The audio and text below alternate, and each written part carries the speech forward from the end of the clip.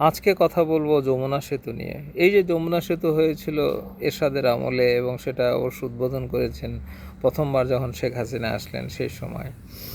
কিন্তু এই যে যে সময় হুসেইন মোহাম্মদ এরশাদ যমুনা সেতুর ব্যাপারে সারা দেশ থেকে তিনি সাবচার্জ নিলেন এবং মানুষের কাছ থেকে টাকা নিয়ে খুব কষ্ট করে এই ব্রিজটি তিনি তৈরি করেছেন।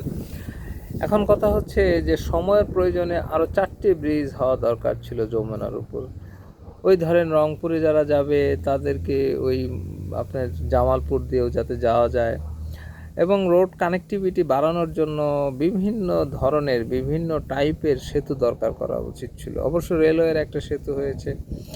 এই যে যমুনার একটা সেতুর মধ্যে নির্ভরশীলতা, এটা একটি দেশের জন্য লজ্জাস্কর। কারণ হচ্ছে এই যমুনা নদীটা ঠিক বাংলাদেশের বুক বরাবর এটি প্রবাহিত, এবং বাংলাদেশের দুই অংশের মানুষের, দুই অংশের অর্থনীতিকে, দুই অংশের যে অবাধে চলাফেরা করার স্বার্থে এই যমুনার উপর অন্তত আরও 3টি ব্রিজ তৈরি করা প্রয়োজন ছিল। কিন্তু আমরা আসলে মনে করি যে একটা কাজ হয়ে গেছে মানে আর শেষ।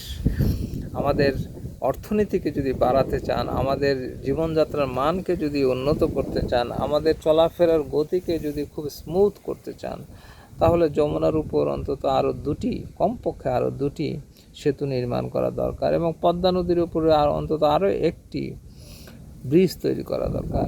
এই সমস্ত ইনভেস্টমেন্ট আসলে কিন্তু দেশের জন্য লাভজনক। আপনি আপনি চিন্তা করেন যে কত হাজার কোটি টাকা কত জায়গায় নষ্ট হচ্ছে, কিন্তু এই সমস্ত অবকাঠামোতে যখন আপনি টাকা খরচ করবেন সেগুলো রিটার্ন আসে। একমাত্র ব্রিজ থেকে আপনি টোল পান এবং রিটার্ন আসে, এবং ভালো রকমের রিটার্ন আসে।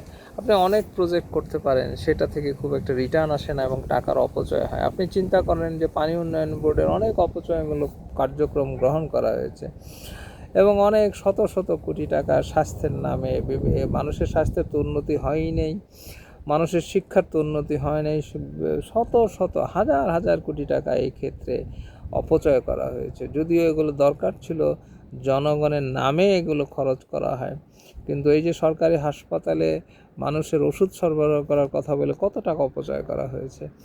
কিন্তু এই সমস্ত সেতু যদি করা হয় তাহলে তার জনগণ আপনাকে রিটার্ন দিবে, এবং আস্তে আস্তে জনগণের যখন জীবনযাত্রার মান উন্নত হবে, জনগণ কিন্তু নিজে থেকেই অন্যান্য সেবা বেশি পাবে, শিক্ষারও মান বাড়বে, স্বাস্থ্যেরও মান বাড়বে। মানুষ যখন খুব দ্রুত চলাফেরা করতে পারবে, সে কিন্তু যেখানে ইচ্ছা সেখানে তার স্বাস্থ্যসেবা নেওয়ার জন্য মুভমেন্ট করতে পারবে। মানুষের মুভমেন্ট যত বেশি সে করতে পারবে, তার তত সে নিজেকে নিজে অতটা কী করবে, সাপোর্ট দিতে পারবে।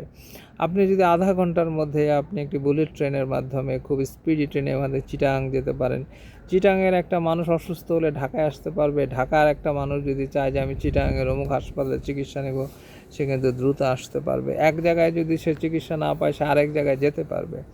এই যে মুভমেন্ট করার ক্ষমতার সাথে সাথে চিকিৎসা ব্যবস্থা বলেন, শিক্ষা ব্যবস্থা বলেন, মানুষের কৃষি পণ্য বাজারজাত বলেন, মানুষের জীবনযাত্রার মান বলেন, সবই বাড়বে। মানুষের স্বাধীনতা বলেন, মানুষের ইচ্ছাকে বাস্তবায়ন করার যে ক্ষমতা, সেগুলো বাড়বে। এই জন্য যোগাযোগ ব্যবস্থা উন্নয়নের সাথে সাথে কিন্তু মানুষের অধিকার বেড়ে যায়, মানুষের কি বলবো, কাজ করার উদ্দীপনা বেড়ে যায়, মানুষের মুভমেন্ট করার উৎসাহ বেড়ে যায়। এবং এই যে টোলের যে এই যে বড় ধরনের অঙ্ক, সেটাকেও কমাতে হবে। কারণ হচ্ছে যে আপনি বছরের বছর বছর যখন সেতু তৈরি হয়ে সেটা টাকা উঠে গিয়েছে, তারপরে আপনি আরেকটা সেতু তৈরি করার জন্য আপনি কাজ করতে পারেন। এই যমুনা সেতু দিয়ে যে টাকাটা উঠেছে, আপনি প্রতি বছর হিসাব করেন যে কত টাকা উঠে, এটিতে আরেকটা সেতু তৈরি করা যেতে পারে। এই বিষয়গুলো সরকারকে খেয়াল করতে হবে। তাই সেতু নির্মাণ বাংলাদেশের জন্য খুবই গুরুত্বপূর্ণ একটা বিষয়, যেহেতু বাংলাদেশ এখনও নদীমাতৃক দেশ, এবং বাংলাদেশের বড় বড় নদী রয়েছে। পৃথিবীর খুব খুব কম দেশে এত চওড়া নদী রয়েছে। এই চওড়া নদীগুলোকে পর্যটনের ক্ষেত্রে ব্যবহার করতে হবে। একটা সেতু হলে কিন্তু সেতুগুলো এমনভাবে করা উচিত যে কিছু মানুষ সেখানে যাতে দাঁড়াতে পারে, অর্থাৎ সেতুগুলোকে একটু যদি আর্টিস্টিকভাবে করা হয়, এবং সেগুলোকে যদি সেতুর আশেপাশে এমন একটা ব্যবস্থা করা হয় যেখানে পর্যটনের ব্যবস্থা থাকবে, একটা মার্কেটের ব্যবস্থা থাকবে, তাহলে কি হয়, তাহলে কিন্তু মানুষের একটা বিনোদনের ব্যবস্থা হয়। অর্থাৎ এই যে আমাদের নদী, এত বড় বড় নদী রয়েছে, নদীর উপরে একটা সেতু বানালাম, সেই সেতুটাকে মাল্টিপারপাস ব্যবহার করা যেতে পারে।